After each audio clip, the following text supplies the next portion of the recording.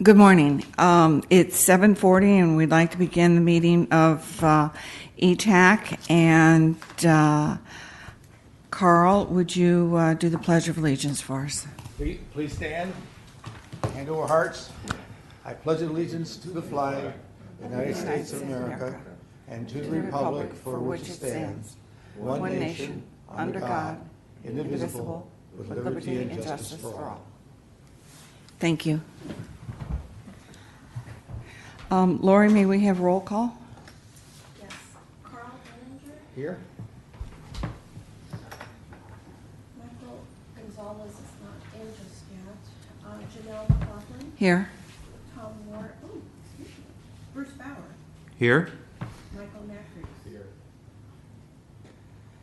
Gail Salmon. Here. We do have a quorum. Thank you. We have the ability to have public comments at this time on any items on the agenda. Is there anyone here that has public comments for agenda items? No one is here. Proceeding on, we have the approval of the minutes of the March 14th meeting.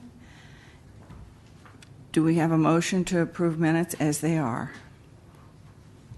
So moved. Second.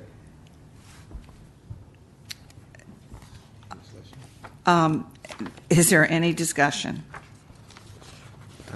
Michael Meg, I'm going to abstain since I was not here. So I do have discussion on page 3 of the minutes. The motion of ETAC chair shall formally send to the city manager a narrative of the approved ETAC and request staff to schedule a meeting with the city manager. I believe that motion was made by Gil. Is that the extent of your motion at that time?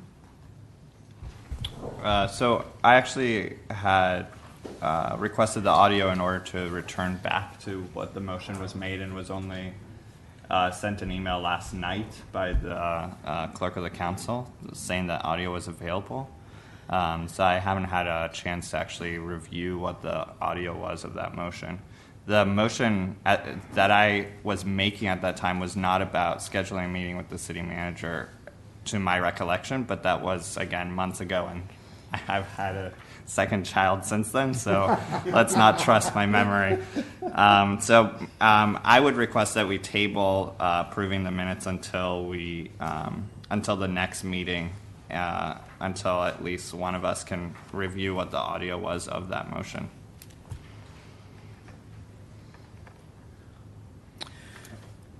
So we have on the table a motion, a second, a discussion, and a request to table. That's fine. I request to table that until the next ETAC meeting to verify the details of that. Madam Chair, Yes. I would then, I guess, withdraw my motion. And Thank you. Mr. Bowers withdraws his motion. Excuse me. So we are now live, and we also have a backup system, and we will follow that procedure from here on out. So, Madam Chair, can I make a motion to formally table that item until the next scheduled meeting of ETAC? Yes, by all means. I'll second that. Motion is made and second. Is there any discussion?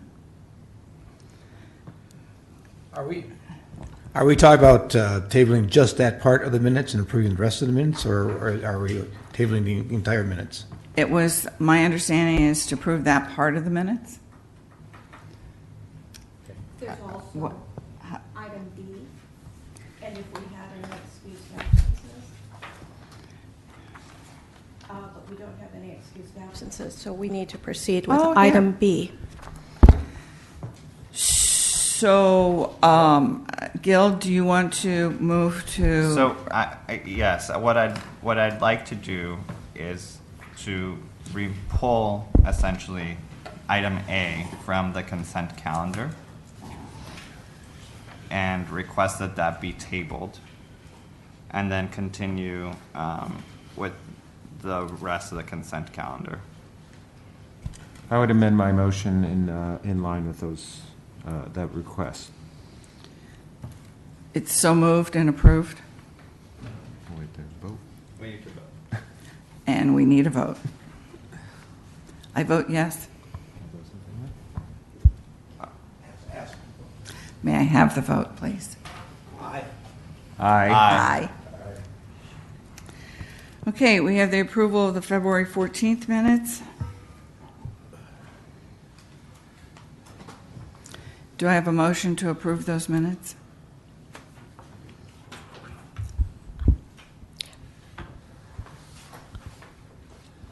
I move that we approve them. What item is that? We have not approved the February 14th minutes. That meeting was canceled, was it not?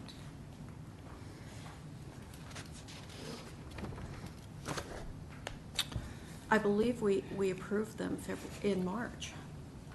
Okay, we had the April 11th meeting canceled and the May 9th meeting canceled. Right. So you're saying we did approve the minutes of February 14th? That's right. Okay, very good. Okay, so let's do the minutes. So excused absences? Pardon me? Excused absences? There are none. Mr. Gonzalez stepped in, so Make a note that he stepped in before the 15 minutes. Okay, so we're going to new business calendar. William? Yes, good morning, committee chair and members of ETAC. Transmitted for receive and file is the ETAC bylaws that were approved. It's been quite some time that the bylaws were discussed, so included with the bylaws is the ordinance that controls the roles and responsibilities of ETAC along with the bylaws. They go together, and so I just wanted to make sure that ETAC and the membership had in one document the ordinance, the resolution that approved the bylaws, and then the bylaws themselves. So in case you have any questions, I try to answer those, but it was provided for your future reference. And because of also the new membership of ETAC. Hopefully we can put the confusing history behind us and move forward.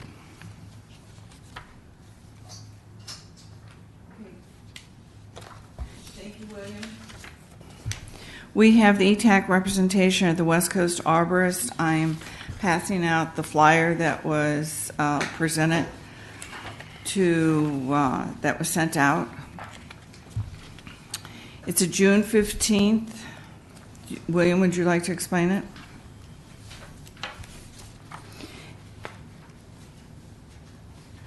It's a June 15th workshop from West Coast Arborists on infrastructure of trees and tour. It's taking place on 9 to 11 at the West Coast Arborist in Anaheim. And there was a request that the chair and the co-chair attend this meeting representing ETAC.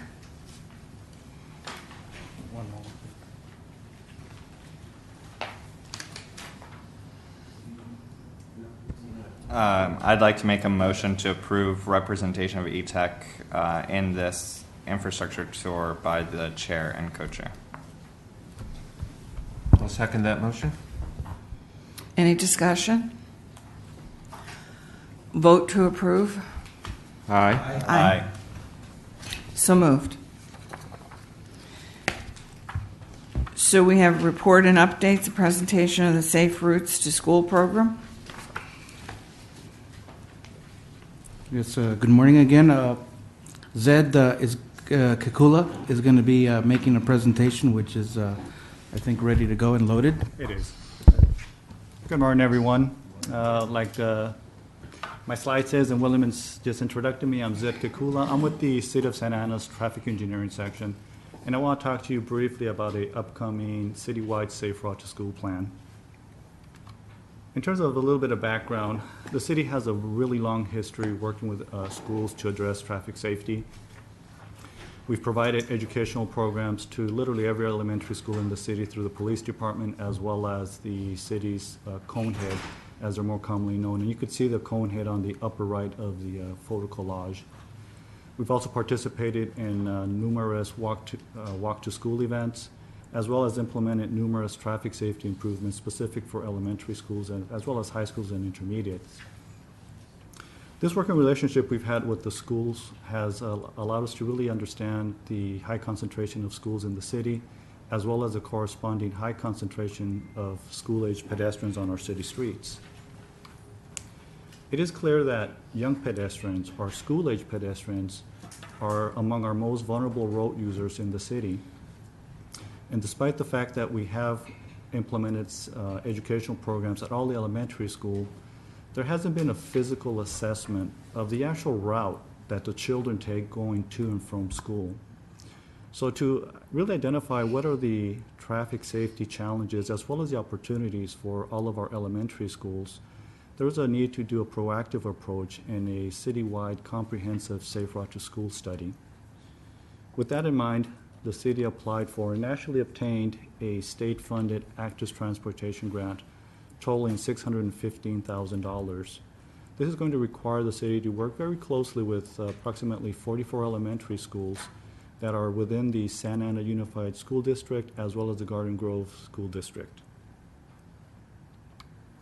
In terms of the actual scope of work of the plan itself, excuse me, there are several different components. First of all, we have to do community outreach. We're going to include as part of that outreach walking audits, which invite the community to let us know what are their concerns in terms of traffic safety when they're going to and from school.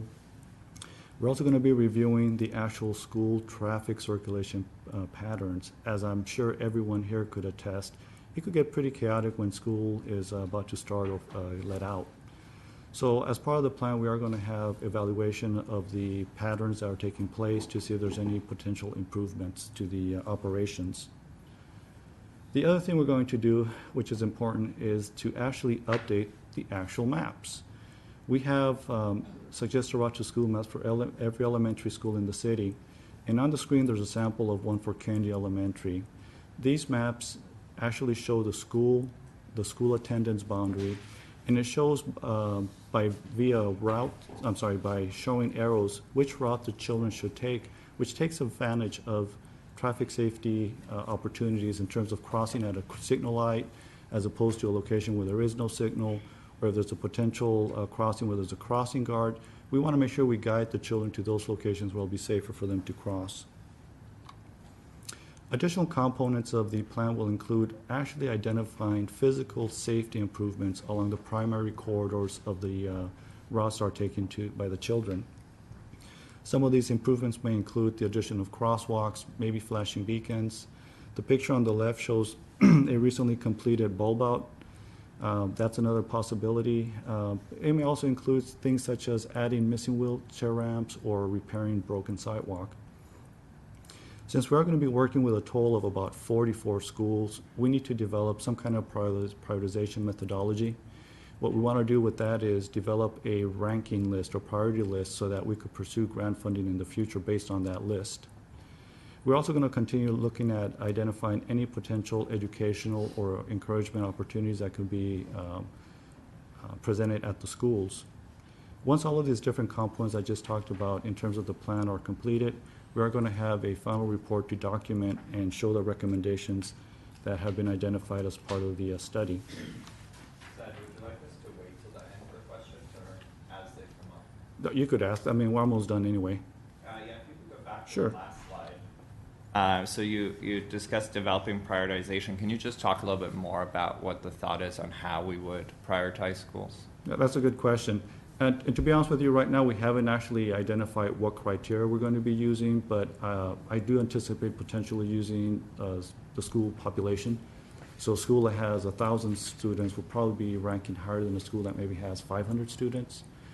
Since we are talking about safety, how many accidents have taken place? I mean, obviously, if a location has a higher percent of or higher number of accidents, that location will require us to address it more.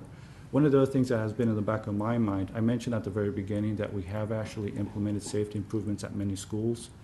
Well, if some of these schools have already had some of those safety improvements implemented, they've already got a piece of the pie, so to speak. So maybe that would be something to kind of give them a little bit lower ranking, because there are schools that have not been touched or had any kind of opportunity to have some safety improvement. Got it. So the ranking itself, the methodology and the criteria hasn't been set, but I think those are some of the things that we may be considering. Sure. And in terms of the accidents, we'll use the SAMHSA accident, citywide accident. Absolutely. report We're those. going to tie into Yeah. that, but as well, we'll probably look at more of a focused area for each individual school. So we do have to kind of get into the weeds in terms of the actual school boundaries. Cool. Thank you. Now, in terms of the schedule, we're currently working on the RFP. We plan on issuing the RFP to obtain a consultant. This is a big project, so we definitely need a consultant to help us out with some expertise. And then the actual plan itself, like I said, it's a big project. It's going to take about at least one school year to complete. So we anticipate having the plan developed or the completion of the plan by June of next year. The final report, hopefully around the time, we're showing here that August, so I think that's a pretty reasonable schedule. And I just want to reiterate the fact that the reason we're doing this is for the safety of the children.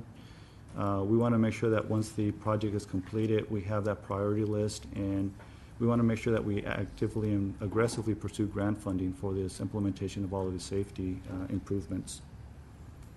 And with that concludes my presentation, and I'll be happy to answer any other questions you may have. One go ahead. quick comment. I just wanted to add also that the criteria that we use will naturally mirror the state criteria so that we can remain competitive. So if we think that there's issues and problems and we have the data to support it, then naturally those are the ones that are going to be most competitive, and hopefully we can get funding for those. And I think we've been, our track record is that we've been very, very successful in obtaining grants. I think staff has been doing a wonderful job over the last five years that I've been here in getting and securing grants. And so I think that the SAMHSA study is fantastic because it's really data driven, and so that should make us competitive right there. Just out of curiosity, how big of a problem right now is, I mean, I don't mean to sound gross, but how many children in a year get hit on an average right now? You know, I don't have that specific data available right now, but in terms of priority corridors, I mean, the SAMHSA study that was completed really says that our major issues are on the arterial streets, not necessarily the residential where you have a lot of the schools. But we don't want to be complacent and say, hey, you know what, here's our problem, let's ignore the schools. So we do know that kids are getting hit in the city. That's part of the fact.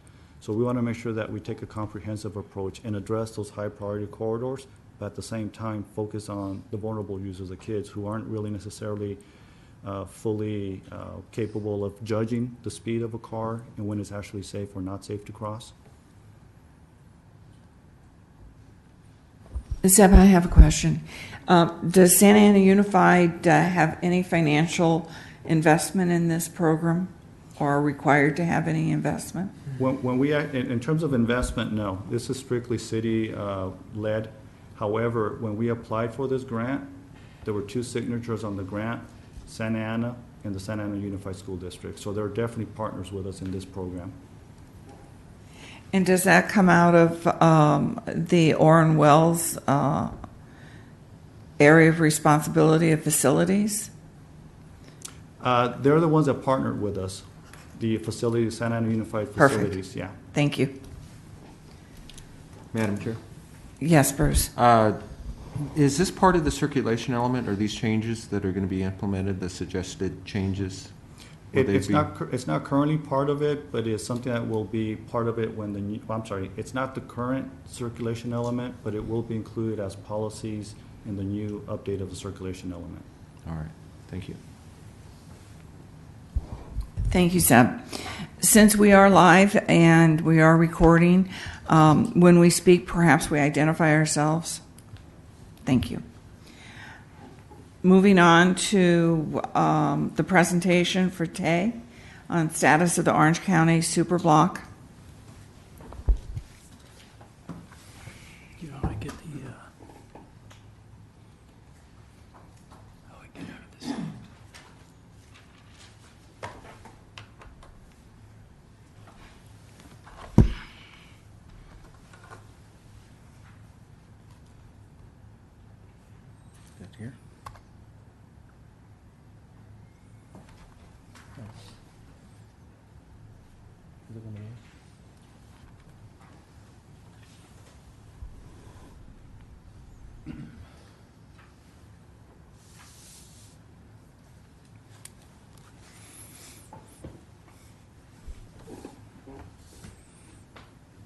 Thanks, Lori.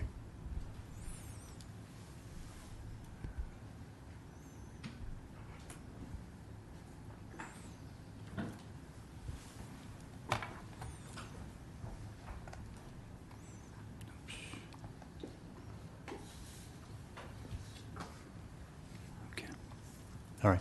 Thank you, Madam Chair. Ted Higgins, City of Santa Ana Development and Transportation. Good morning to all of you. I am going to give you just a very short presentation on Orange County Super Block facilities update, strategic plan update.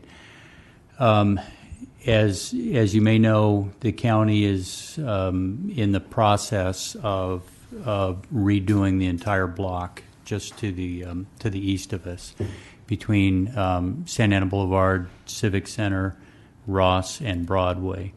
If you've ever tried to walk through there, it's relatively difficult to walk through. Different levels, buildings kind of in the way of a nice path, and so the over the next 20 years or so, the county intends to build just 4 buildings at the quadrants, and generally it's as it's shown on the screen. So at each of the quadrants, there will be a building with a 1 grade level set of pathways crisscrossing, so you can get from Ross to Broadway and from Civic Center down to Santa Ana Boulevard. Currently, as I'm sure you have noticed, they have demolished the long vacant building directly across from us, and that will be their first piece of construction. That the structure to the southwest of that block. I think on the next sheet I have some information related to the schedule, and we can go over that. But in general, we have been working with the county on the treatment. At least the city's role primarily is the treatment of the surrounding streets, mostly focused on Ross and some on Santa Ana Boulevard. And I think we had brought a discussion item to you folks many months ago related to the trees. There hasn't been a lot of progress on the trees. I know the county had requested consideration of I think it was a sycamore bloodgood. In general, what they were asking is, can they get rid of mostly the palm trees that are out there? The general understanding that I had from the ETAC members at that time was there was willingness, I think, to consider some other type of tree other than the palm, and I think generally with the idea that it would provide more shade, which obviously is a good thing. I know there had been some concern by our maintenance folks that it would be additional maintenance. So anyway, that part of it is still left to be resolved. As far as the Ross, I mentioned that we've been having a lot of discussion with the county related to Ross Street. I know Fred Musavipur, our director, was insistent that we provide the bike lanes through there. As you may know, we have a bike lane in one direction out there. It just goes southbound. We had quite a bit of discussion as to how to implement a bike lane in the northbound direction with the angled parking. Obviously, it gets difficult. So currently, the proposal, and we seem to be close to agreement on this, is we would get rid of the angled parking and put in parallel parking on the east side of the street, and I think some of our analysis shows in the end with parking that we can allow on the west side of the street that we end up with a a net loss of only a few spaces, or less than 10 spaces anyway. So again, we're still developing that. The city is we're actually preparing some plans to give back to the county to show them what we want to see out there, and it relatively mirrors what you see on the the west side of the street, where it's parking. Then there will be like a buffer area, bike lane buffer, southbound, and then a two-way left turn lane. So it'll be similar to that in the northbound direction, with some kind of cutouts or alternatively bulb outs for the crossings.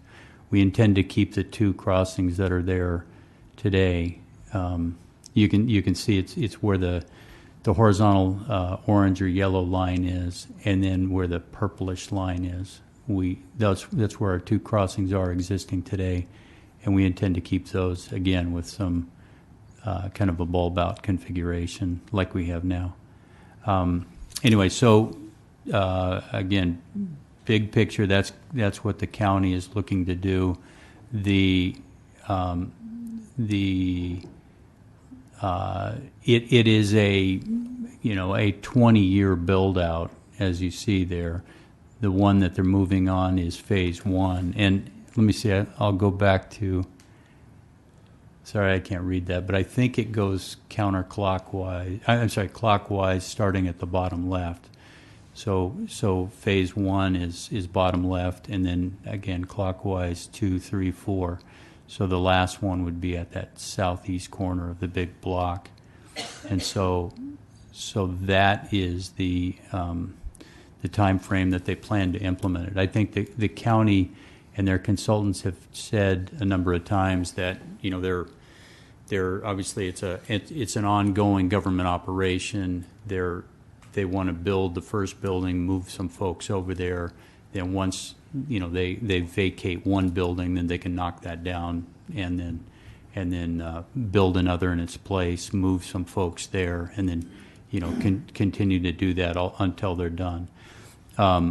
All of this is contingent on funding, and frankly, I'm not sure exactly which of these has been funded so far. I believe, at a minimum, it's phase one is fully funded. So, anyway, that's the end of the presentation. If you have any questions, I'd be happy to at least try to answer, and if not, I can. We're going to continue to work with the county, obviously, on the treatment out there, and how it affects our interface with the public right of way. One other last thing. The county had been going through the process of the environmental document. We've had quite a bit of input related to sewer and street. I'm sure sewer and water requirements that we would ask for. So anyway, at least we're looking to upgrade some of the infrastructure out here on Ross. So anyway, with that, I'll take questions. Madam Chair? Yes, Bruce. With respect to the construction, it looks like there's going to be a lot of additional open space. Is that correct? There is a fair amount, yeah, and the area south of the phase one building, the new building, is all open space. So there's a nice big kind of courtyard plaza area down there, and again, it's all grade level. All that, what's the depressed parking lot now, will all be grade level, and then in between the buildings, there's a fair amount of open space as well. So do we know if that open space will be in the nature of a park or that sort? And what are we doing in terms of the concerns for homeless in that area? I mean, I certainly want open up some new open space so it's badly needed, and invite additional homeless. I don't know in particular what we are doing for that. I know the county, their feeling is with the improvements out there, they feel that there would be more activity more legitimate activity out there, and it would discourage the homeless. I mean, beyond that, I don't know what specific steps they are taking or cities taking to reduce that. Are these going to be in the nature of a park? Do you know or do? No, it's I just too early? mean, I think what we're talking about, it's not park area. I mean, it's all it's obviously city business, and they want folks to be able to access it. I mean, I would assume that just about all that interior space is hardscaped with trees dotted on the inside. I mean, I can. This is frankly the best I got from the county for now. I mean, I can continue to bring back at least some renderings, showing what they intend to show there, at follow-up ETAC meetings.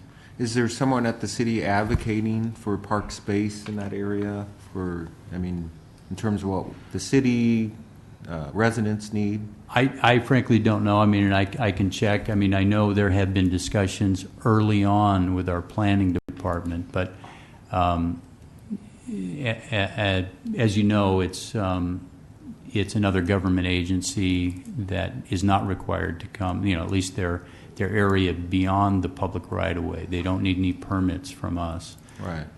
So our planning department hasn't had as integral role as they would in a typical development. But I can check with our planning department to find out a little bit more about that.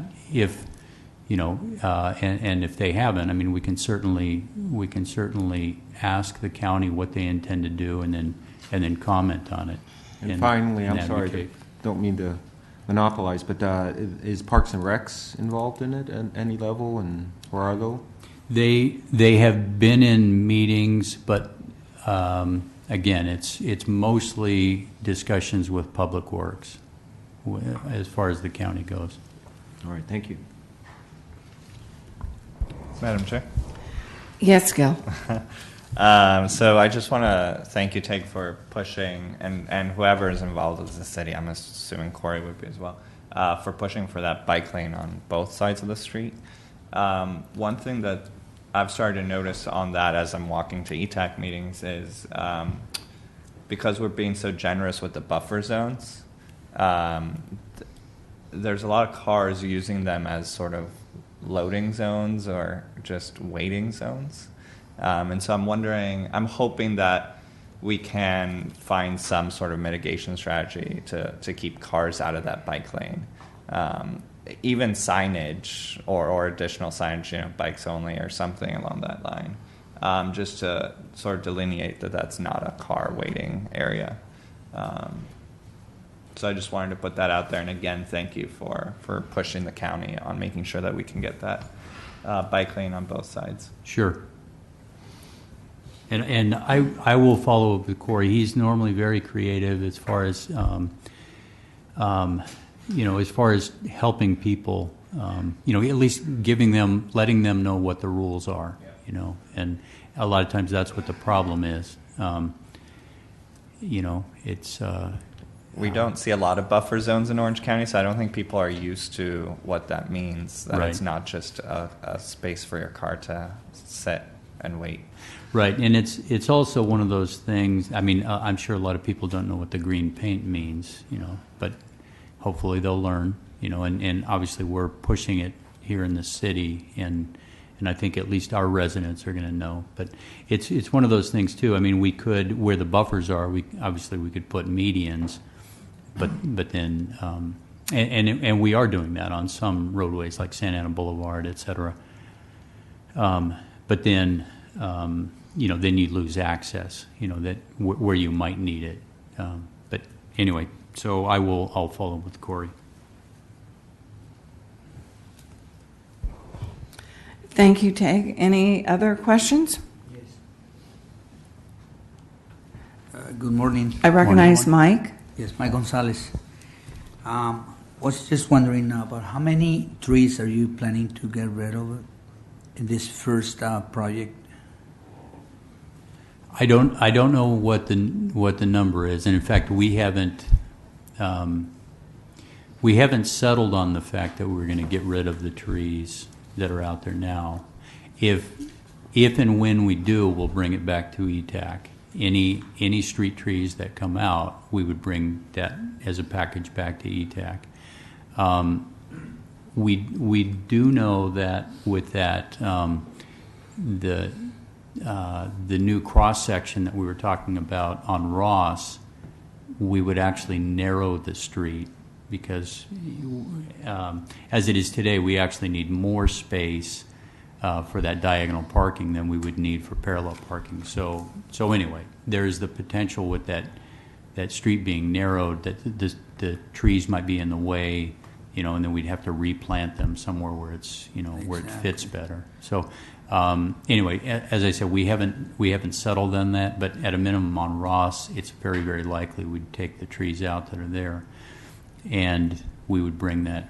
Because I noticed we have a good big old trees around, and sure. Oh, sure. I'm just wondering if you have a plan to replace them or how.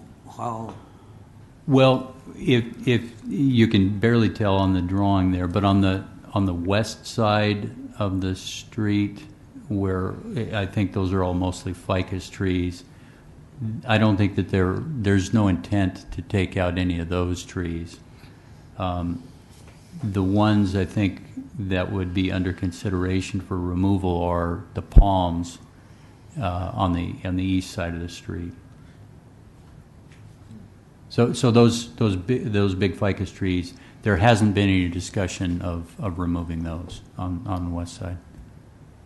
Are you planning to let us know before do anything to them, or? Yes, yeah, that's our policy is that's what we do is bring to ETAC any tree removal proposal for approval. Thank you. Sure. I have a follow-up comment. William Galvez, city engineer. This project is a little bit different than a typical private land development project. If it were a private land development project, it'd go through the planning process. We would know exactly what the landscape and hardscape plans would be. They would be presented to ETAC and to Planning Commission, and we'd go have the full planning process before any permitting by the city would be extended or given. Because this is a government agency, we're almost working in parallel and not in sequence. So, like Tega mentioned, as soon as we know what their plans are, we'll bring them back and provide the information to ETAC. And if there are any trees that are going to be proposed, removed, or planted, we would get that input from ETAC beforehand. Thanks. Yes, Carl. Yes, thank you. TAG, just explain so that for our new members, this is a gray area because this is county land. Is it mixed in with city land? How's the jurisdiction on the Civic Center?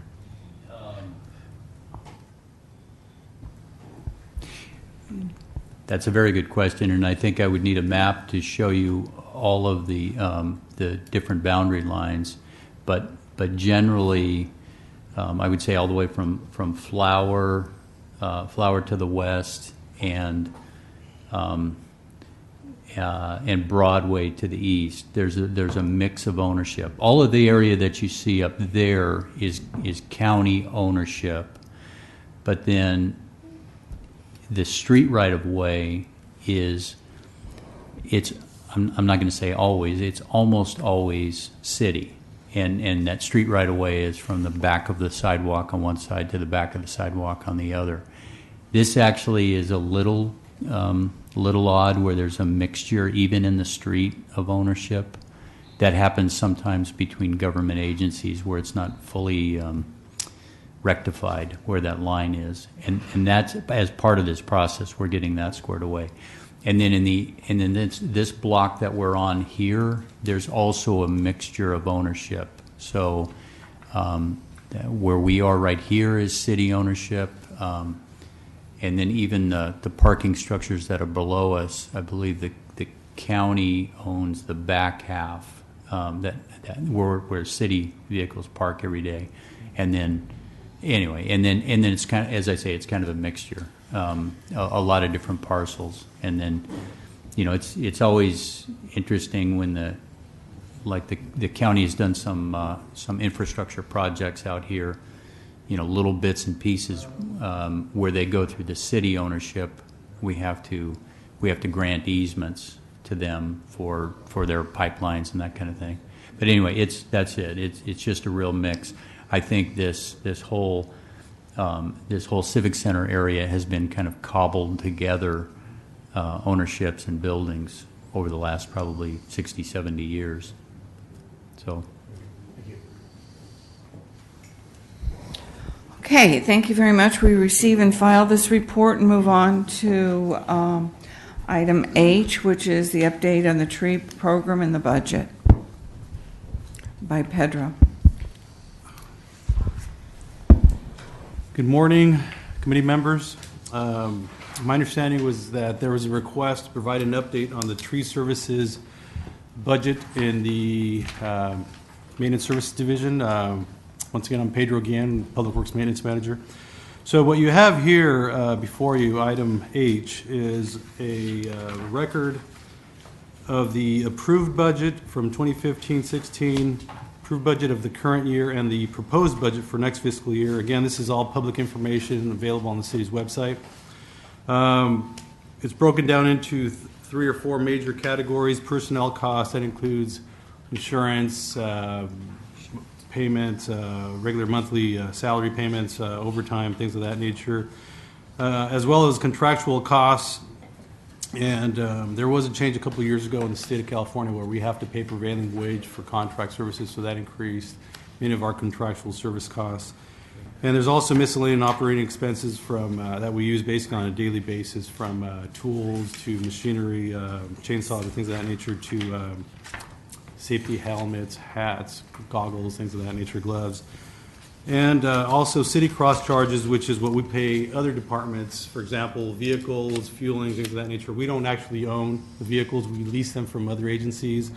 We pay for computer services and things of that nature, and administrative charges. So that's how it's broken down.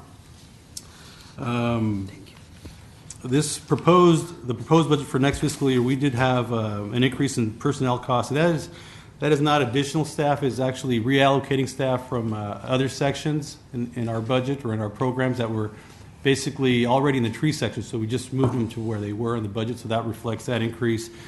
Every employee is about $115,000, $120,000 per employee. That's with fully vested. So that's you see, we moved 4 employees, and that kind of adds up in terms of the personnel costs from current year to next fiscal year. As well in the contractual services, our contractual services costs have gone up, and in order to maintain our trimming schedule to be on target with our ISA standards, we have to increase our contract services. So we were a little short funded the last couple of years, so we've modified that to hopefully be on par with what our service pruning needs are. And also, as you mentioned, as mentioned previously by myself and others, over the last couple of years, we've been hand watering trees, which is a huge time and effort expended by staff. So what we put into the contractual services this year is a proposal for funding for proposed retrofit in certain parts of the city in our medians for irrigation, so we wouldn't have to hand water these medians. So we put that in there because obviously our staff is better utilized in performing tree services than literally watering the median trees. That is because there's an executive order still in place that does not allow us to water medians that have grass. So that's a state executive order, and it was not lifted by the governor this year.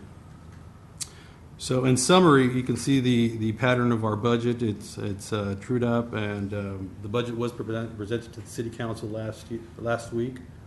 I think it was continued, if I'm not mistaken. Portions of the budget were approved, but it will be considered, I think, next Tuesday again, and it's essentially final. At this point, there's no modifications allowed by us at this point. Keep in mind that our focus is to maintain healthy trees. That's what we're here for. So In summary, that's the information. I'm available to answer any questions if you may have some. Any? Does anyone have questions? Yes, Gil.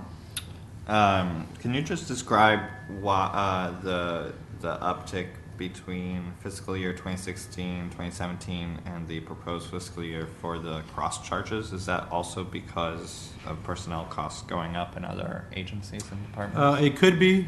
Those charges, widgets, things of that nature go up as well, materials, et cetera. So we really don't have a say in controlling that. It's basically a bill and we have to pay it. Computer services go up, salaries go up, as we mentioned, in other divisions, so that needs to be covered through us or other departments as well. The rental fees go up, things of that nature. So in essence, yes, you are correct. It applies to many things, including just overall consumer price index markups and things of that nature. Yeah, I mean, the thing that caught my eye is that 2015 to 2016, that amount went up by less than 30,000. Correct. And then the jumped. change is over 100,000. Correct. We took notice of that as well. Okay. It's a big Fair impact. enough. Yeah. It's a big impact for us because that could be used obviously in the above categories as well for us. So we have less to play with for our operation in a sense. And if I could, let me add from what Pedro is saying. These cross charges are dictated to us by the city manager's office and the finance department. So they basically distribute what those cross charges would be to all agencies and departments and divisions. So it's something that we're handed down, and we just have to go with it. Any other questions, Carl? Madam Chair? Yes. Go ahead, Bruce. Do you know when that, I don't know if it's an administrative order or executive order, I think it was Governor Brown's order regarding the medians, if and when that's going to be lifted? And because, I mean, I know the trees still look very stressed along Memory Lane, for example. I know the sycamores along there, they still look like they're dying at this point.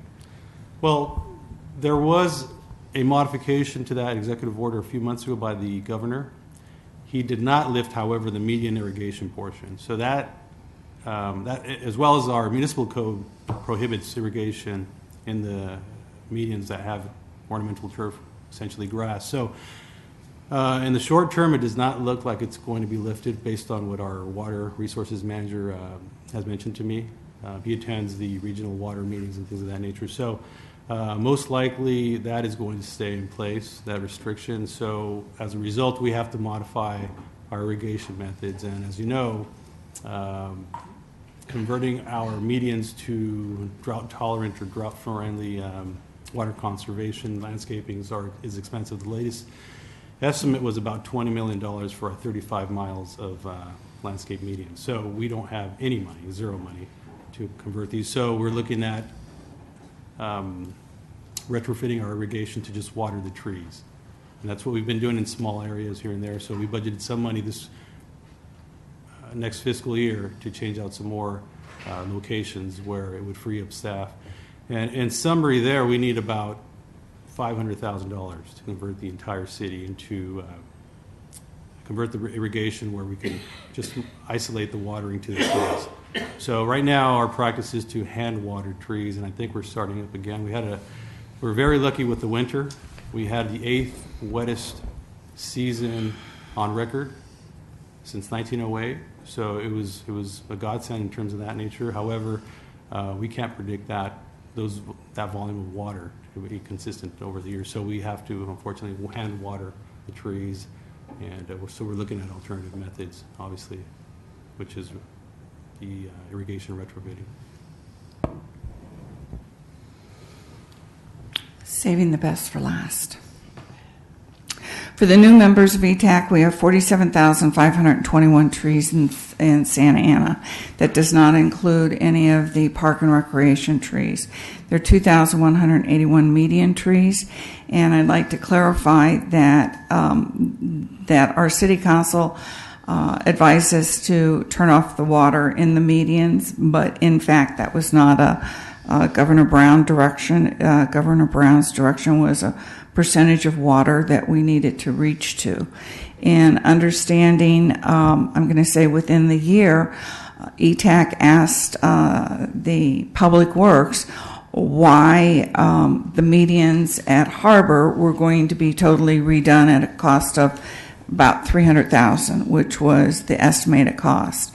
And it was explained that ETAC asked why the old trees in the median were not put on a drip system at first to save them instead of moving to the $300,000 at the Harbor. And it was explained to us that you ranked the areas of A, B, and C or something of visibility, and that the Harbor, in fact, ranked more, and that $300,000 was putting to Harbor instead of protecting the 2,100 trees in the median. And that was the information that was given to us. In research with other cities, as I've said, I've reached out as not ETAC, but as a resident, and I've made calls to other cities that are Tree USA cities. And what they did at the beginning of the drought was take their water systems and cap them off for the grass, so the church grass wasn't watered. And they explained, Brea specifically explained, that they put around the tree a $15 conversion into the water system, the closest to the largest tree, and took a perforated hose and wrapped it around out and did not bury it out to the largest limb of that particular tree. They did that in all their medians. They did that in their old trees along the highways, main roads, and everything else. And as of yesterday, I asked how the trees were doing. They said there was a great improvement in the trees just with that simple drip system. So it was my understanding that Santa Ana, and we talked about Claremont doing the same thing, and I have a call into Pasadena as well.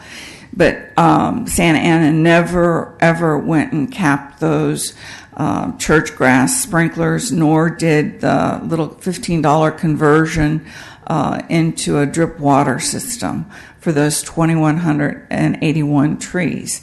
So when you said within this budget you're going to do some drip systems within the median, how many and what locations? Because at the time, we came to William, I believe, at our pre-meeting and said neighbors explained to us that the Harbor Boulevard is canceled, and that whole median, that $300,000 median project that was all drought, was canceled. So we had asked if we could have an update on that, why it was canceled, how much money was canceled, and exactly how many of the 2,181 trees are going to be now put into a drip system, and what kind of drip system.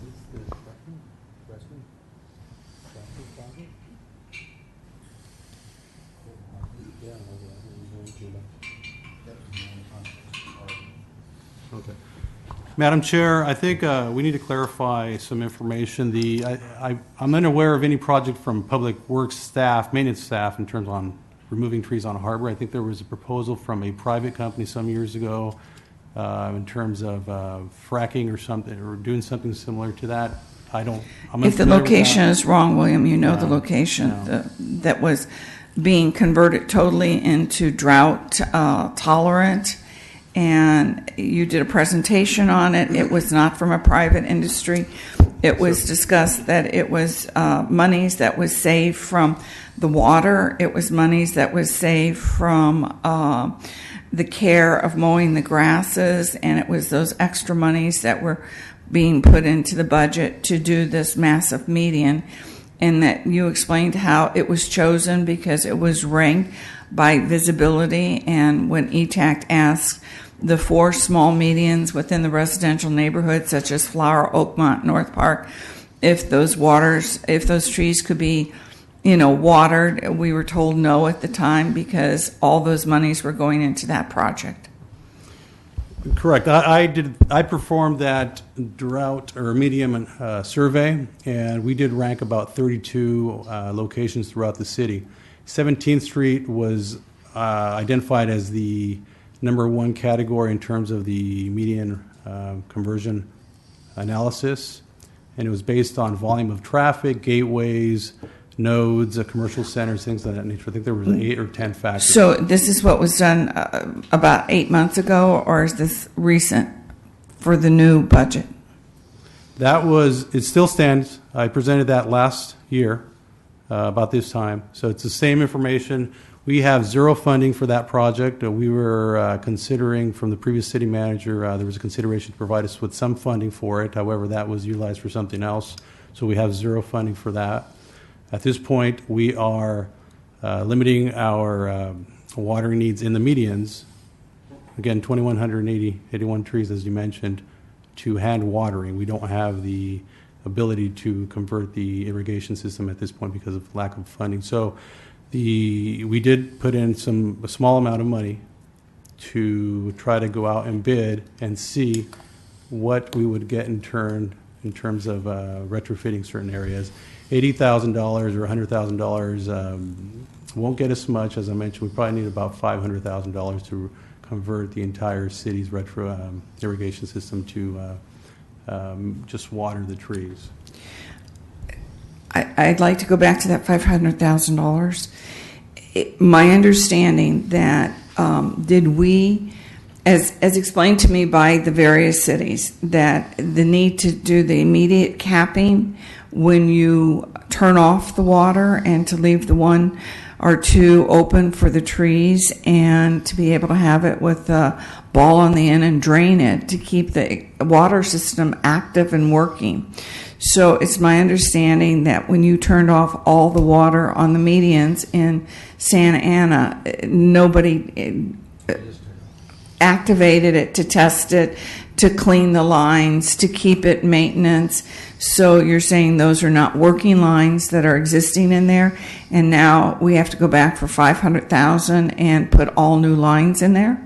I'm not understanding this. No, Madam Chair, I did not state that. What I said is we turned off the water to not water the grass. We are performing these small projects when funding is available to just cap the medians and retrofit the irrigation adjacent to the trees to water the trees specifically, not the grass. So that's what we're doing. We did not cap the 35 miles because that costs money, obviously, so we did not do that. Madam Chair. Yes, Bruce. I do see that there's money available here. It looks like there's an increase of 60% in the budget from a couple years. So it seems to me that it's a matter of priorities. And I think what you're hearing from us, at least thus far, is that the saving the existing trees is a priority. It certainly, in my mind, is a number 1 priority. I mean, we can't replace old trees. You just can't. They're irreplaceable. And so in terms of priority, it seems to me, and if the Madam Chair is correct about what she's suggesting in terms of a remedy, it's relatively cheap. And certainly we're going to have more expenses in terms of personnel and infrastructure costs. If we're taking out existing trees, we have to replant them. I mean, those are monumental costs. So if we can take some preventative measures that are relatively cheap, and we do have the resources, I think it's just a matter of priority within the Public Works Department in terms of where they're spending this money. And I think we're of one mind, at least thus far, from what I'm hearing, that we want that money spent in this area. And we have the same idea. We want to maintain the trees, as I mentioned earlier. I can tell you we are lacking funding. So just to be very clear, we would like additional funding. We put in supplemental budget requests in this current year that was not considered. We asked for several $100,000s to supplement our existing proposed budget. That was not considered as part of the budget presentation to the City Council. So we understand that it may appear that we have a lot of funding because it's increased quite a bit over the last couple of years. However, that's directly related to the additional costs, prevailing wage, contractual costs, service needs to the public. So this executive order in terms of water conservation was not planned. And so that's an entire different enterprise, additional enterprise that we are undertaking right now. So we're trying to figure that out with zero funding of additional funding. So that's what we requested as part of the supplemental budget. I know there was a motion by the ETAC committee here to the council and city manager to ask for about $1 million of additional funding as well. We did it as well. That was not considered on our end. I don't think it was considered your request in terms of the 1.1 or $1.2 million consideration was also not considered. And as you I'm know, sorry, we have not had that meeting to present, so we didn't know it was not considered. well, my understanding based on the budget last week, I didn't see that in there. So it may very well be that it was not considered yet. I don't know. But I can speak for our requests, they were not. So we have a meeting with the city manager to review the trees and the presentation. And what I would like to ask from here is that, as I see you have $50,000 for tree reforestation, you explained that there's $20,000 in the budget, I believe, for tree hand watering. That was last year and the previous year as well. For the $20,000, it was presented to us prior to this meeting that was a water, the amount that was in the budget for hand watering. No, what we're doing, there is no budget line item for hand water. We are reassigning staff to hand water the median, so they're not performing pruning or planting or removals or any type of service inspections of that relate to trees at this point. We are literally removing them from their normal day-to-day services to water trees. Madam Chair. Yes, sir. And Bruce. What is the cost of the hand watering?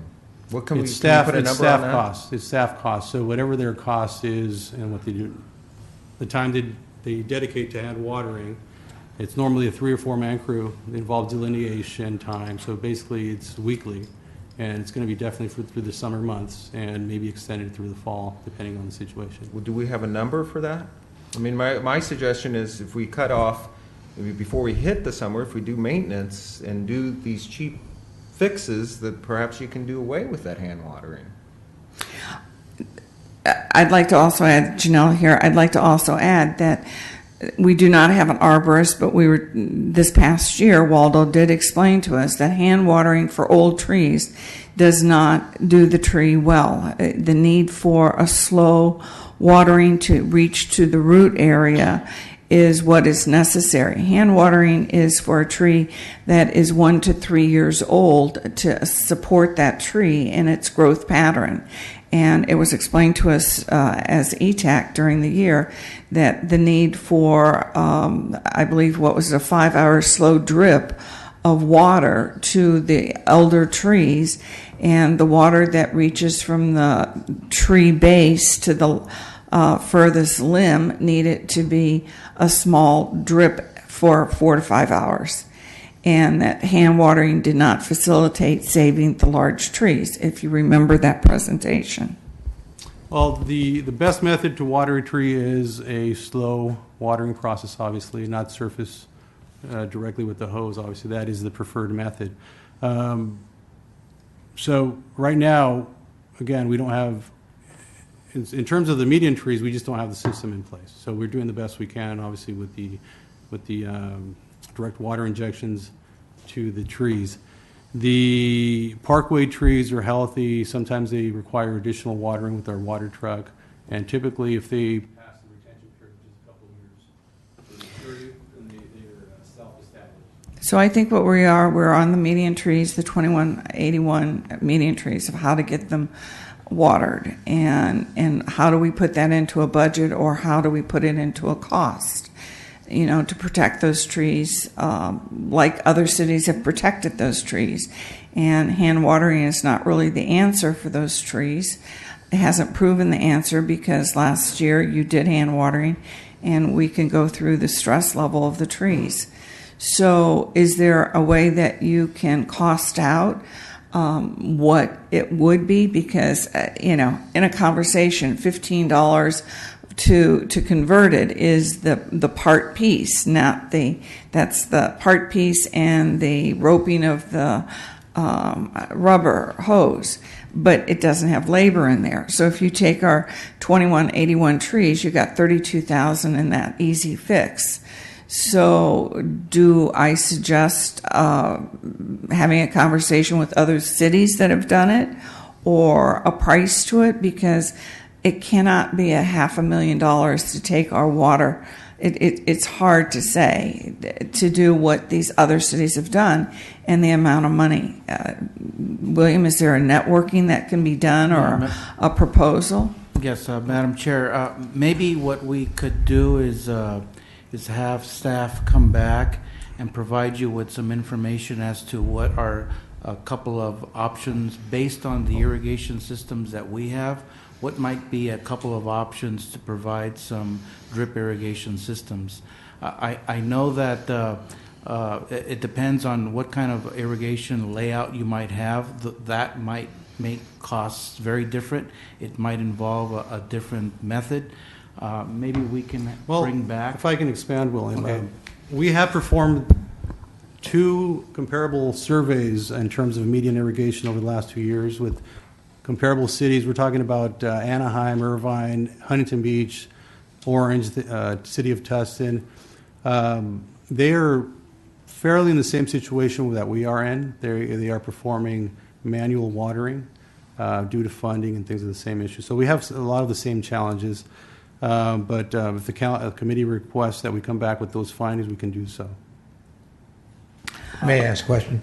This is Carl Benedict. Pedro, when you do fix the systems, you said you've done some, you're planning to do some this year. What do you put in?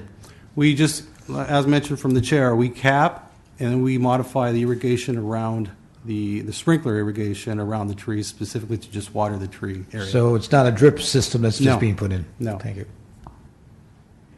Could you explain how you modify it? What instruments or the technique? Do you drop down? Do you dig a hole? Do you do the rope drip? No. How do you modify No, it? we actually cap the irrigation that's not around the trees and install special sprinklers or sprinklers assigned basically to just water the canopy of the tree or the surrounding area of the tree. Above ground sprinkler. Correct. So this is the most cost-effective way at this point. And so just to clarify, Gil. the $500,000 would be to do what you just described on all the median Citywide, trees. correct. Okay. And so is it, do you believe then that doing a drip would be even more than $500,000 cost? Once we bid it out, we would add different bidding items. We determine what the information or the amounts would be. There was a bid put out by the engineering services team last year, and it was $1 million. So it was quite high. So we brought it back and scaled down the operation because that included the entire retrofitting with drought drip systems and things of that nature. And that was for a small percentage of the 35 miles. So the most cost-effective way is to perform the method that we are using right now. And you mentioned comparable cities that you've spoken to that we're sort of sharing this unfortunate situation with. What have their mitigation strategies been? They are Other than hand watering. They are doing the same thing we are. They are just looking for funding as well at this point. Have any of them installed cap and sprinklers or cap and No, drip? not that we're aware of at this point. I can tell you certain cities have, for example, killed their grass. They literally sprayed it dead, which allows them a little more flexibility in terms of watering the tree because there is no grass. We haven't done that yet. We haven't been directed to do that. It's one of the items that we would consider in the future, obviously, through the council and city manager's office, obviously. So you're suggesting that if we go ahead and kill the grass, we'd be able to just spray using our existing systems? We would, to a certain degree, we would, but we still have to obviously conserve water around the source that we're trying to water, which is the tree. So there's still going to be some funding involved in that. Got it. So are you comparing Tree City USA's to Tree Cities USA?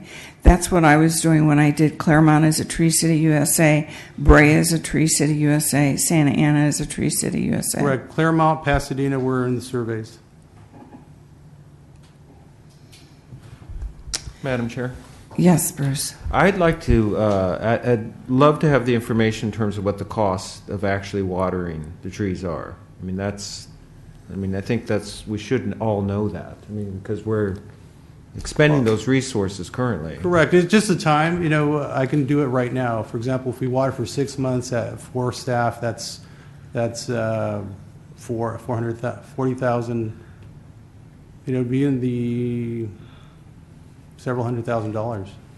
And can that staff then be utilized? I know you said you got a contract or RFP for replacing this. Can that staff then be utilized instead to replace? Can they do the maintenance? Can they do that retrofit? Not the way we are structured. Our contract services is cheaper than staff, so we would be taking a hit and a service level hit as well. So we'd be reducing our service level in terms of pruning. But I mean, instead of hand watering, can they do this retrofit? At least in the short term, while the trees have received water, we know they're sort of had their fill, so to speak, I guess, since the rain. Yeah, yes. Can they do that for several months anyways? Yes, they can do that. However, they would not be performing their contracted service, which is to trim the trees. To do both services, we would need additional funding. So we are tapped out. Essentially, we don't have additional funding to do that. All right. So I read the West Coast Arborist contract, and there is in that contract the trimming services of the palm trees. So I did not see the trimming services of the sycamores or any other trees. I thought staff did that as a trimming process. No, the grid pruning citywide is performed by the contractor. So that includes sycamores, oak trees, all of those trees. And most likely what we saw was the 1 or 2 year cycle of trimming. And we have up to 4 or 5 years of trimming cycles. For example, the oaks is in the 4 or 5 year range. Sycamores and oaks have not been trimmed for almost 3 years, is my understanding. But your palm trees have been trimmed every year because that's called out in your contract. Correct. They require more trimming because of the palm fronds. Correct. Any more questions on trees? Okay, when we have 370 dead trees in the city, and inclusive of those 370 dead trees, there are 84 stumps through the city. In terms of your budget for 2017-18, how many of those 370 dead trees and stumps are planned to be removed? The plan is to remove all the stumps that are out there right now. I know we've been actively performing that over the last several months. So all 84 stumps are due to be removed? Correct. And the balance, which would be, 286 trees then? That are dead. What are the plans on that? Well, if they are in bad conditions, such as being dead, then we would remove them and the stumps, obviously, completely. The 286 you gave us, and that was in the inventory. That was done by West Coast Arborists that started January last year. That they were actually dead, not in bad condition. They were dead. So those 286 trees are being removed in this budget? They will be removed as soon as possible. We have a plan, as I mentioned, to remove the trees that are dead or the stumps that are existing. Got the 84 stumps, but the 286 trees, because the last time you presented, they were not scheduled to be removed. So now you're saying that there is in this new budget that there is money to remove all 286 of them. Well, staff is actively removing the trees on a daily basis. We just removed, we have a plan to remove all the trees that are dead and stumps. As soon as possible. We are actively doing that. Pedro, how many staff are assigned to tree trimming and just the various duties and responsibilities that we have for parkway trees, median trees? We have a staff of, we have many vacancies as previously discussed last year. We just hired about 4 4 staff for the tree section, in addition to the 2 staff that we were there. So we have 6 staff, 4 of them are new.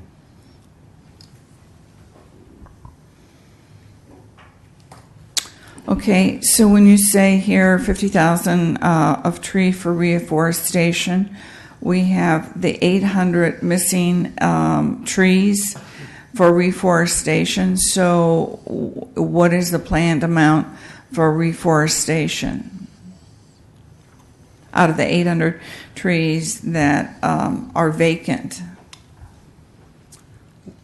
Well, some of the things that we look at obviously are the tree planting locations. We do plan to replace trees, obviously. Some of the considerations we look at are location. Some of the trees out there are bad plants, as is known in the industry. We look at traffic visibility issues, pedestrian issues, as was mentioned earlier, in terms of the safe routes to school, things like that. Those items come into play. And also we look at the city planting standards signed off by our city engineer. So we look at placement within other trees. It can't be located within 50 feet of another tree, within 10 or 15 feet of a driveway, those type of things, within corners. So we look at placement. So all those items considered, we then move forward. I understand that. We're on an average of 300 replants per year over the last 5 years. And we even looked at over a 10-year period, it averages 300 to 400 plantings per year. But we have stopped planting for 3 years. So that 900 trees that we have stopped planting for 3 years was surfaced on the West Coast inventory list that we had available spots where trees had been but have not been replaced over the 3 years, of close to 700 to 800 good spots out of those 900 spots that you presented to us in previous reports. So the question is, out of those 700, 800 available approved spots, how many trees are being planted in our budget? Because I see 50,000 of tree reforestation. So my question is, how many trees are being planted? Well, whatever the 50,000 provides, we will potentially plant. I can go back a couple of to one of the items you mentioned. You stated that we had not planted trees. I just want to state that over the last several years, we planted close to 800 trees. Last 14-15, for example, we planted 178 trees. Last year we planted about 50 trees. So we are planting trees. I just want to be clear on that. Obviously, $50,000 nets us a certain amount specifically for the reforestation of trees. So our plans are to plant trees. The water conservation efforts or mandates by the governor have been eased outside of the medians, so we can look at that as well. We can increase that. Madam Chair, we pretty quickly can come up because it's about $300 per tree to plant a tree. Is that a good figure? I think I believe it's pretty close to that. Roughly Yes. 300 divided into 50,000 will tell us how many you're planting. It's about 150 trees if you look at that. Okay. Can you go back to those numbers you just shared, because I missed them? How many trees were planted last year and how many trees were planted the year About before? 50 last year. I don't have that data. I have the data right here, and in 2015-16, 38 trees were planted. In 2014-2015, 44 trees were planted. And then you go back to 2013, and that is the 247 trees, 2012, 218 trees, and 2011, 253 trees. So if you're saying in 2015, 2016, and 2017, our records here that were presented to us by you on May 12th, 2016, was the 38 trees and the 44 trees. So you're saying that this is wrong? Well, the information that was provided to me yesterday was what I mentioned. So obviously I'm not prepared to provide a tree inventory presentation. Today was just budget, so I just want to refocus on that. I can come back and present an updated presentation on the tree program operations if you would like. So we're still going for the budget because it was explained to us that there is no tree planting budget for the last 3 years. So this is a budget question.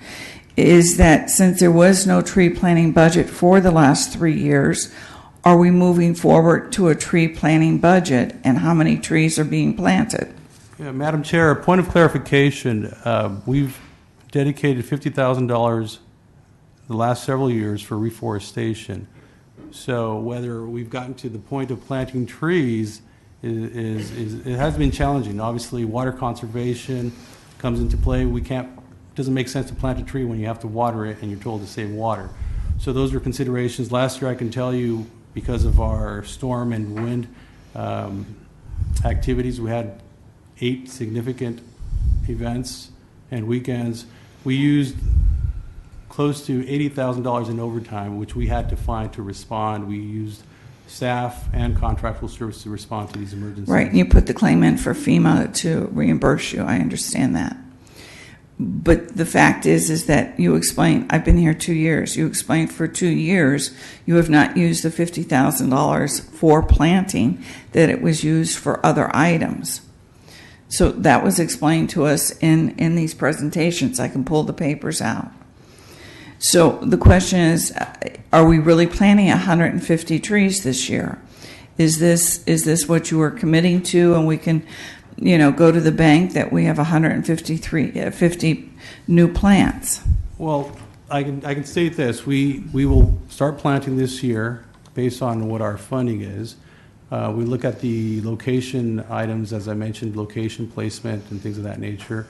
And we will plant as many trees as possible. Staff plants those, so we have to prioritize that obviously into the operation, which is a priority. But our first priority is obviously to maintain the existing urban forest. So we have the $50,000. If we go back and try to save the trees that are dying, the old trees that are dying, there is, if we choose, if staff chooses ETAC, city manager, council chooses to spend those to save the existing trees, that is a possibility, because you're saying there's $50,000 there? I'm sorry, I'm not following you. The $50,000 will be for planting. That's what our line item is, for planting reforestation. So I'm sorry, I'm not following your question. Since there is not a line item of doing a deep water protection of the old trees, and there is no financial line item on that, is it a possibility that the replant $50,000 line item could move to protecting and doing drip system on the old trees?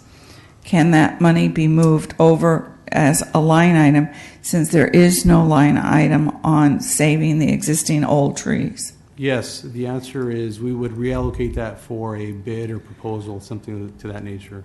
Thank you. And then the 4,639 trees that are in poor condition, are we affected by the shot hole borer for the sycamores that are infesting our surrounding cities? We do have some instances of the shot hole borer, primarily our city parks, which obviously, as you know, we do not maintain. The Parks Agency is responsible for the trees, but we have some trees that have that on our city streets, and we have sprayed for the shot hole borer. It's a experimental spray or herbicide, and it's a wait and see game. Unfortunately, it's like every 6 months we have to perform that. So we're going to do that again shortly in certain areas, and we're working with parks, and we've also worked with our neighboring institutions, universities, especially our contractual service partner, West Coast Harvest, who is a specialist in the tree field.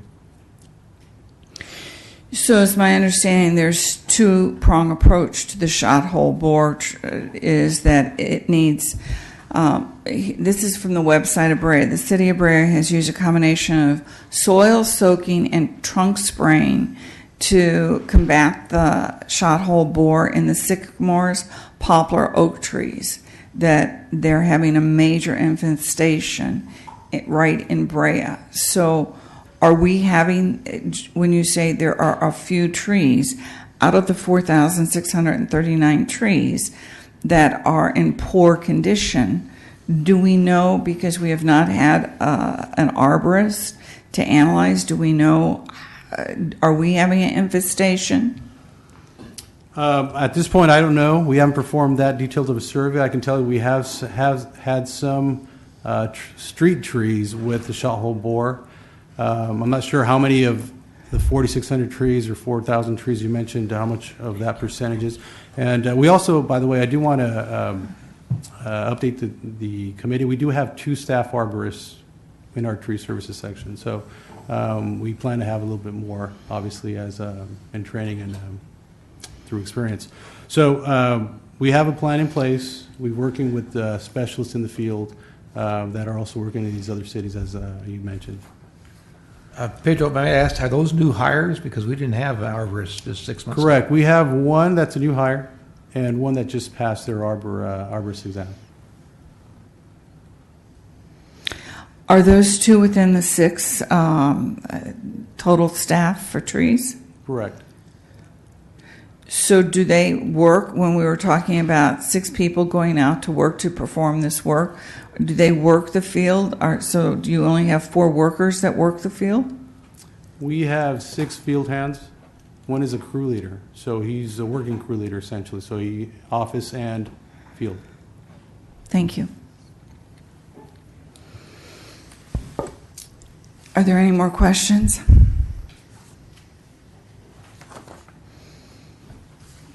Okay. Thank you very much. So we're going to receive and file. Is there any information that ETAC would like to have presented at the next meeting to update on this specifically? Madam Chair, Yes, Bruce. I would like a breakout of the cost for the hand watering so we know, and I understand you did it sort of off the cuff, but I'd like this sort of more formal presentation on the costs that we're incurring and the man hours that are used. Thank you. We can provide that. Thank you. Thank you very much. Moving on, item I, update to the history of tree fronting of the Frida Cinema.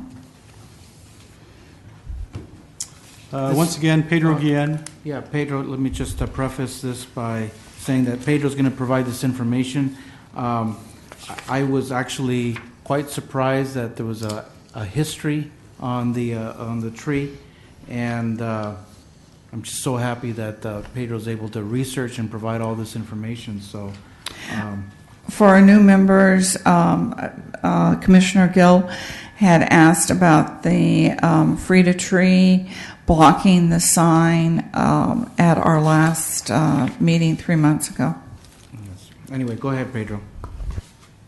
So, committee members, as mentioned by the Madam Chair and William, about 10 years ago there was a capital improvement project. I think it was initiated by the Community Development Agency in terms of their downtown economic revival.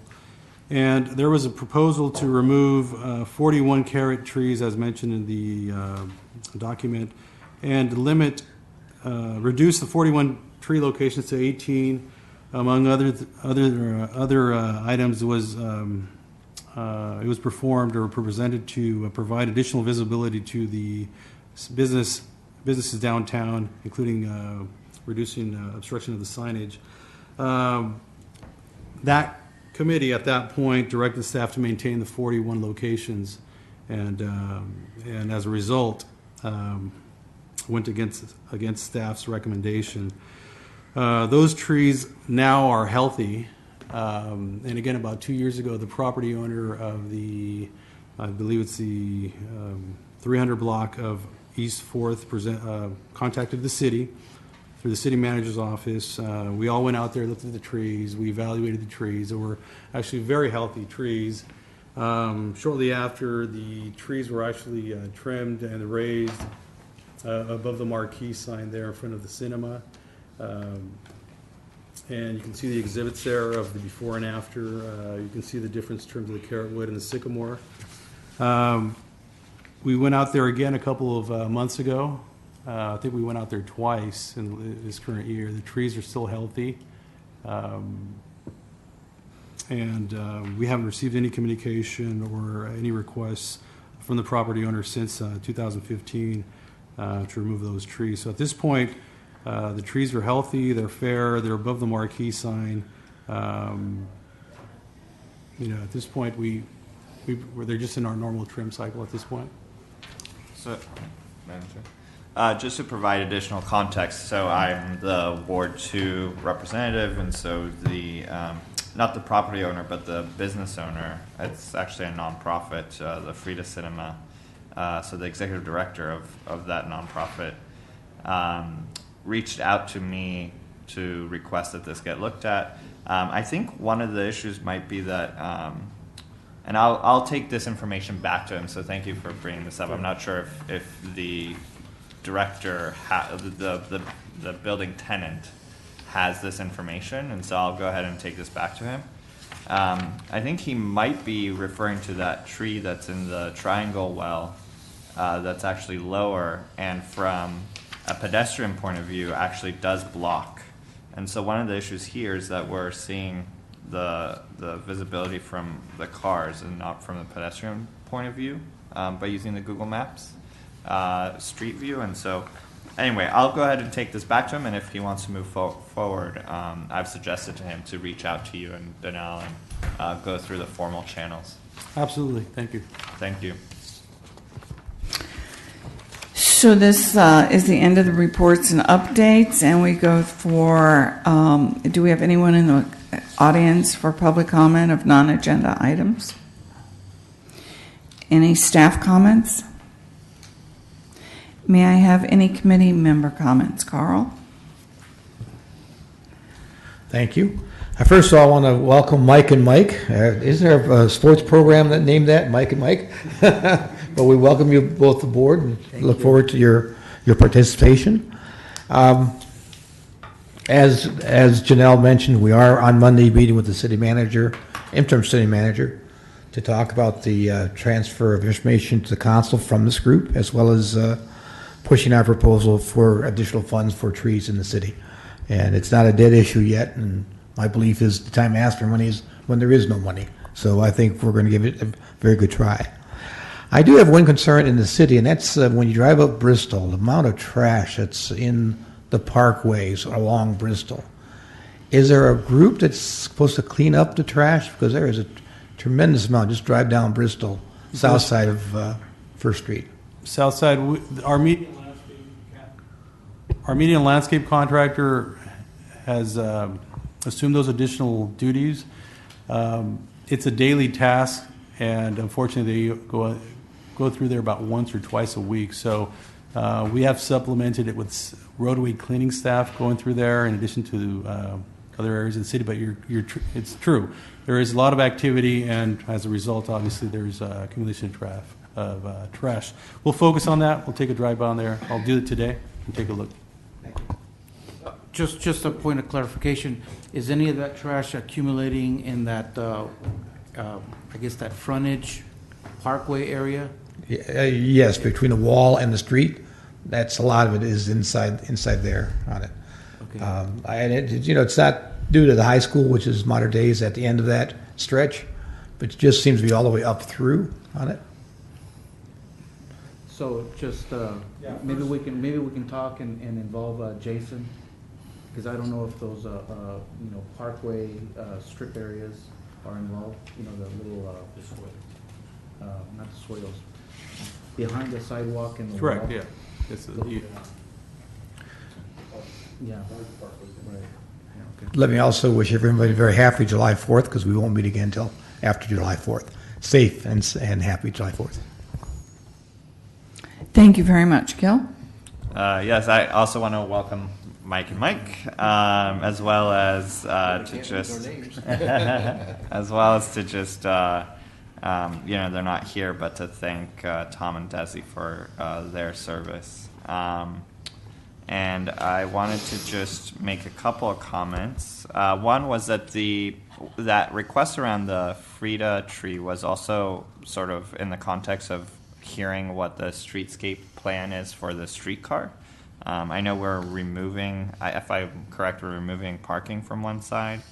And so it'd be nice in the months to come as we meet if we could get a presentation on, if it's available, on what the plan is for the streetscape, especially along 4th, as we do improvements around the streetcar.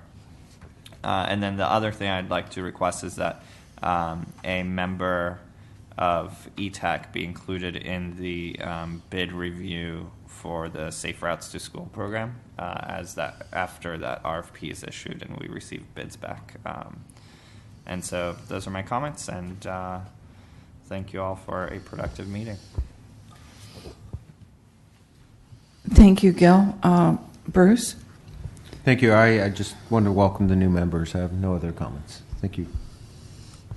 Well, then we have the team of Mike and Mike. Miguel and Michael. Miguel, thank you all for the welcome, and I got a lot to learn, and I will. First God, thank you. Thank you, Mike. Hello, Michael Macri's here. Is my machine on? Yes. Yes? Okay. Just for your guys' information, I was president of Downtown Business Association for 4 years, and we were talking about the trees on 4th Street and the visibility of signs, and I was the one that raised all the heck and gone about people. You could not even see the signs on, business signs on 4th Street. So we tried to get them changed then, and because I go, plant a tree, and then it does grow, and then you can't see anything, if you're a business owner. So anyway, so I've been fighting different trees, and I love trees, but the right tree. Thank you. Thank you. My comments are that June, we need to take an ethics course that is online, and if you have not RSVP'd, the meeting is June 14th at 6 o'clock, and you RSVP through the clerk of the council, Maria's office. So if you need to do that, that's a reminder. Another reminder is that Lori sends out the minutes and information usually Thursday prior to a Tuesday meeting, and on that Thursday, because some Fridays are days off for the city, we respond by the end of the day Thursday if we can attend the meeting, so we know if we have a quorum. So that is the procedure of ETAC, and a courtesy to all of us. In addition, I'd like to make a request. I'd like to have a copy of the Tree USA report for 3 years, and could we have that possibly, since it's an existing report, prior to Monday and our meeting with the city council, with the city manager? And my understanding, the Tree USA report is it explains in that report how many trees we've added, how many trees we've taken care of, how many trees we've removed. That was explained to me as part of the Tree USA. We are still a Tree USA city, correct? Correct. We can talk about it after you start through the details. Okay. And anything else? The meeting is adjourned, and it's 9:20.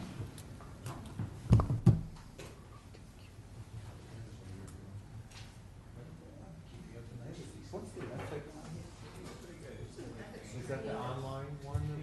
Yes, it's available online, every 2 years. There's a possibility that you might only qualify for your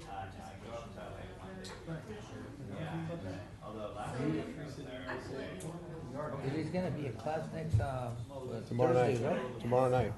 Tomorrow? Tomorrow night, right here in this room. Yeah. Are you coming? Yeah. Oh, I want to come. It's 6 o'clock. It's. This is public information on the Brea website. Explains their program of how they take care of their landscape and trees. Explains what the board needle is. It is totally public information website. Yeah, I'll need a copy of that. Since you're passing it out. Okay, yeah. Public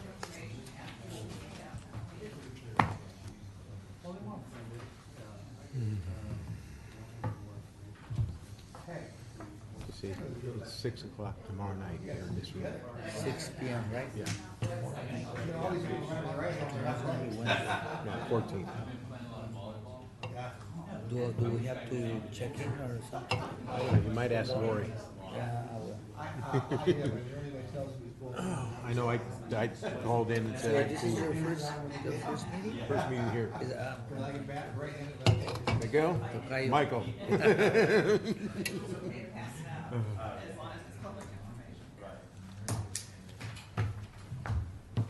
No, I had it back here. All right, very nice meeting you. Mr. Whistler.